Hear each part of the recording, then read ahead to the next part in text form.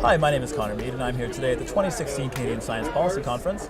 And joining me right now is Eric Kennedy, who's the co-director of Science Outside the Lab Canada and a PhD student at Arizona State University. So Eric, thank you so much for joining us. Thanks for having me. So to start off, why don't you tell us a little bit about your academic work and some of your research interests? Sure. So I'm a sociologist of science. I work on expertise in public engagement, as well as science policy writ large. So right now I'm working on a number of projects about forest fire policy in Canada and how to bring public and expert voices together in a productive, collaborative kind of way. Fantastic. So, and tell us about Science Outside the Lab. Why is that organization unique, and what makes it important? Yeah, so all of this has really encouraged me and inspired me to get involved in science policy broadly. And one of the challenges is that there aren't a lot of ways for people, especially in the natural sciences and engineering at the graduate level, to learn more about science policy. And so we've been running a program at Arizona State for the past decade or so that takes natural scientists, engineers, and even folks in social sciences and humanities to Washington, D.C., where they have an immersive experience getting to know decision makers. They learn a bit about how the sausage is made, and they gain skills in communicating their interests and telling others about their work.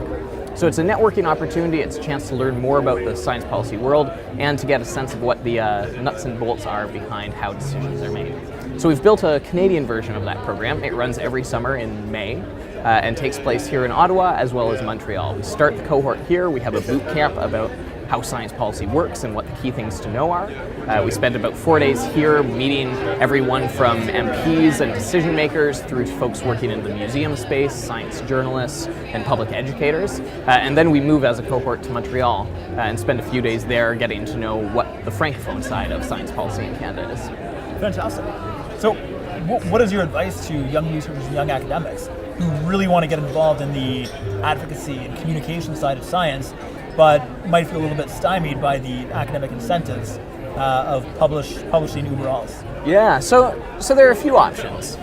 Many of the successful folks that we have at SOTL, Science Outside the Lab, and that we've met through those kinds of activities have been involved in volunteering or advocacy alongside their research work. So they find something that dovetails with what they're working on, or they find something they're just personally passionate about and pursue it. SOTL, though, is hopefully an opportunity for people to get some of that training.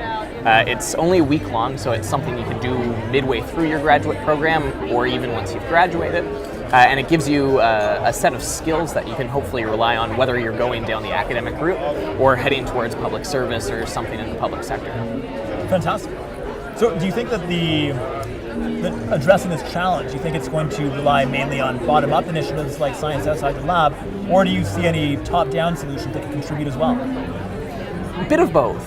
So it's really exciting being here at CSPC and seeing the range of options that are around. The MyTax program in particular is quite interesting and is great for folks who are a little bit more senior. Our Science Outside the Lab is scaling up. We're hoping to run multiple sessions this year and even more in the future. But there are also lots of great ways to get involved in this kind of training through the Tri-Councils, SSHRC, NSERC, and the Institute of Health Research. And through federal funding options. So really, I think it's the synergy of the two coming together more than being totally dependent on one or the other.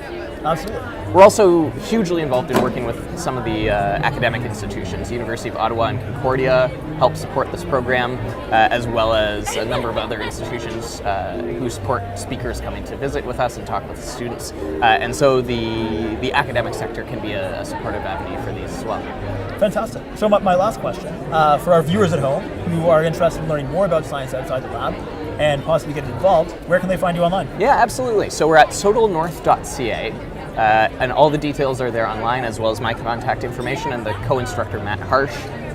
We'll have applications available for students who are interested in joining us come early December, and the due date for those applications will be sometime in mid to late February.